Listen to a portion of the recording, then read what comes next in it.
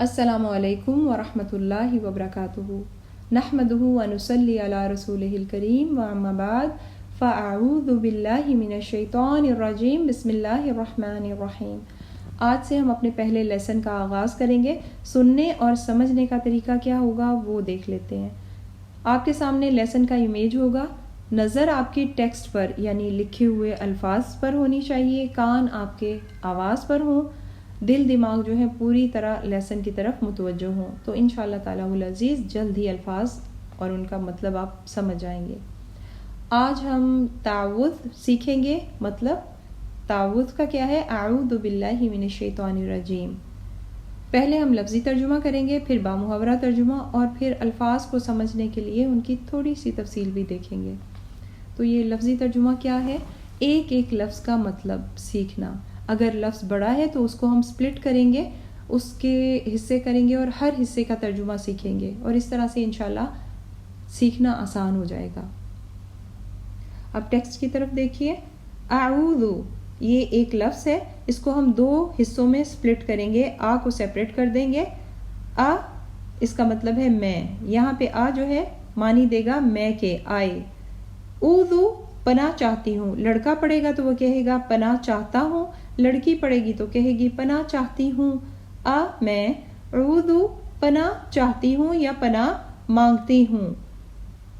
اعوذ میں پناہ چاہتی ہوں، بی کے ساتھ، اللہ کا مطلب اللہ ہی ہے۔ اب جو تو اردو زبان سے واقف ہیں تو ان کے لیے تو قرآن پاک کو سیکھنا اور آسان ہو جائے گا انشاءاللہ، کیونکہ عربک الفاظ کا اردو میں وہی مطلب ہے۔ جیسے اللہ کا مطلب اردو میں اللہ ہی ہے۔ میں اعوذ پناہ چاہتی ہوں، بی کے ساتھ، اللہ، من سے، فرام، من اس کا مطلب ہے سے، الشیطان شیطان کا مطلب اردو میں بھی شیطان ہی ہم کہتے ہیں۔ الرجیم مردود، رجیم کا کیا مطلب ہے؟ مردود، اور مردود کا کیا مطلب ہے؟ جن کو نہیں پتا تو اس کا مطلب ہے رحمت سے دور، اللہ کی رحمت سے دور، یعنی شیطان اللہ کی رحمت سے دور ہو چکا ہے اب۔ تو الرجیم مردود۔ اچھا جی، اب یہ لفظی ترجمہ تھا۔ اب اردو کی طرف دیکھیں آپ ٹیکسٹ پر، تو بکھرا بکھرا ترجمہ لگ رہا ہے نا، میں پناہ چاہتی ہوں کے ساتھ، اللہ سے، شیطان مردود۔ تو اب اس بکھرے ہوئے ترجمے کو ہم جب ارینج کریں گے ایک جملے کی صورت میں، ایک سینٹنس کی صورت میں فارم کریں گے، اس بکھرے ہوئے ترجمے کو ایک جملے میں ترتیب دیں گے تو اس کو ہم کہیں گے بامحاورہ ترجمہ۔ تو اب ہم بامحاورہ ترجمہ کریں گے۔ میں شیطان مردود کے شر سے اللہ کی پناہ چاہتی ہوں۔ کیا ہے بامحاورہ ترجمہ؟ میں شیطان مردود کے شر سے اللہ کی پناہ چاہتی ہوں۔ اب یہ ایک پورا جملہ ہے نا، اعوذ باللہ من الشیطان الرجیم، تو اس کے جملے کے بھی ہم دو حصے کرتے ہیں تاکہ ہم بامحاورہ ترجمہ اچھے سے کر سکیں۔ اعوذ باللہ، اس کا ترجمہ ذہن میں فکس کر لیجئے کہ میں اللہ کی پناہ چاہتی ہوں۔ اللہ کے ساتھ کی ورڈ آپ نے لگانا ہے، ٹھیک ہے، اور شیطان کے ساتھ سے ورڈ، من الشیطان، شیطان سے، کیونکہ یہ کی اور سے کے فرق سے پورا ترجمہ ہی چینج ہو جائے گا۔ بہت سے لوگ اس میں غلطی کرتے ہیں۔ تو آپ نے کیا یاد کرنا ہے؟ اعوذ باللہ، میں اللہ کی پناہ چاہتی ہوں، من الشیطان الرجیم، شیطان مردود کے شر سے۔ اب آپ سوچ رہے ہوں گے میں نے بریکٹ میں کے شر سے لکھا ہے لیکن عربک میں اس کا ٹیکسٹ تو ہے ہی نہیں۔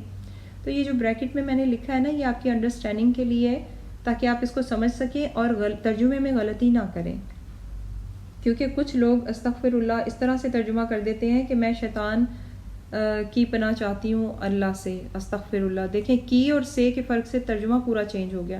ہم نے اللہ کی پناہ میں جانا ہے، شیطان مردود سے، یعنی شیطان کے شر سے بچنے کے لیے، ٹھیک ہے۔ تو یہ سینس بنے گی ترجمے کی، میں شیطان مردود کے شر سے اللہ کی پناہ چاہتی ہوں۔ اچھا جی، لفظی ترجمہ ہو گیا، بامحاورہ ترجمہ ہو گیا۔ اب دو الفاظ ایسے ہیں کہ جس کا اب ہم تھوڑی سی تفصیل دیکھ لیں گے۔ ایک ہے لفظ اعوذ اور ایک ہے لفظ رجیم۔ اعوذ کو لیتے ہیں، عین واو ذال ہے اس کے روٹ لیٹرز، اور مادہ اس کا یہی ہے عین واو ذال۔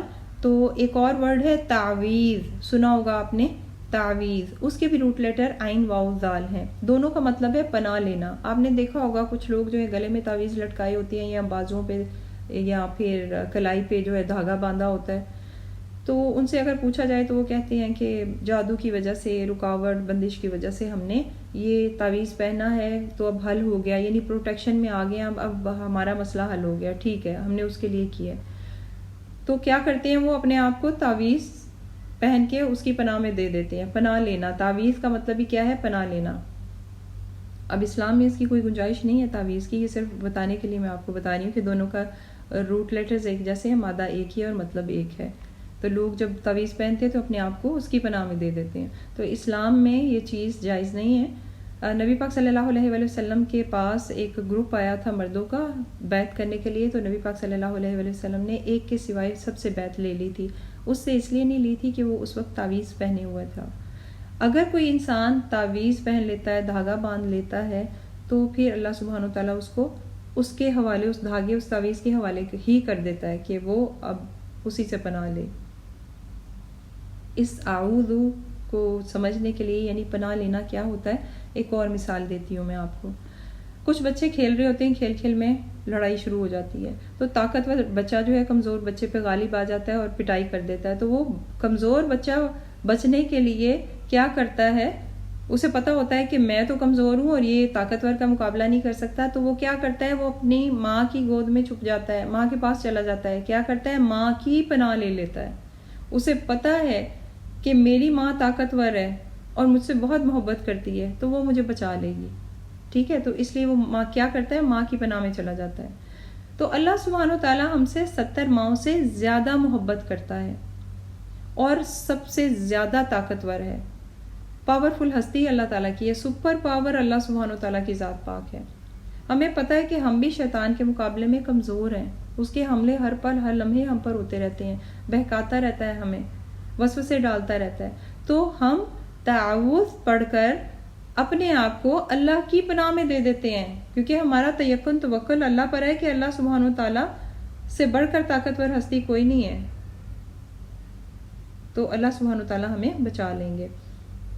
تو اب جب آپ تعوذ پڑھیں سمجھ کر پڑھیے گا، ٹھیک ہے؟ اور اعوذ جب پڑھیں تو سمجھ کے پڑھیں کہ میں اللہ کی پناہ چاہتی ہوں۔ راجیم، الراجیم دوسرا ورڈ ہے، را جیم میم اس کا مادہ ہے، روٹ لیٹرز ہیں، اور اس کا مطلب ہے سنسار کرنا، پتھروں سے یہ سنسار کیا ہوا، پتھروں سے مارا ہوا۔ تو یہ رجم کیا ہے ورڈ؟ شادی شدہ مرد اور عورت اگر اپنے لائف پارٹنر کے علاوہ کسی دوسرے سے شہوت پورا کرنا چاہیں یا یہ زنا کریں تو اس جرم کی سزا جو ہے اسلام نے رجم کرنا رکھی ہے، یعنی پتھروں سے مارنا، اس وقت تک مارنا جب تک کہ موت واقع نہ ہو جائے۔ یہی سزا جو ہے یہودیوں کے لیے تورات میں مقرر کی گئی تھی۔ تو یہ تھا دو الفاظ کا تھوڑی سی تفصیل تاکہ آپ لفظوں کو بھی سمجھیں۔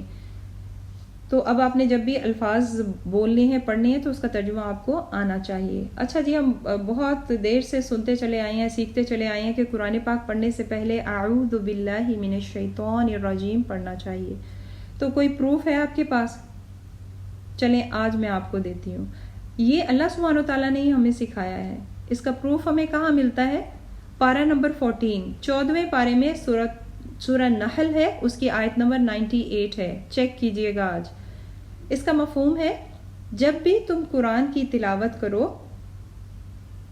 تو شیطان مردود کے شر سے اللہ کی پناہ طلب کر لیا کرو یا پناہ میں آ جایا کرو، کیونکہ ہر نیک کام میں شیطان رکاوٹ ڈالنے کے لیے پہلے سے تیار کھڑا ہوتا ہے۔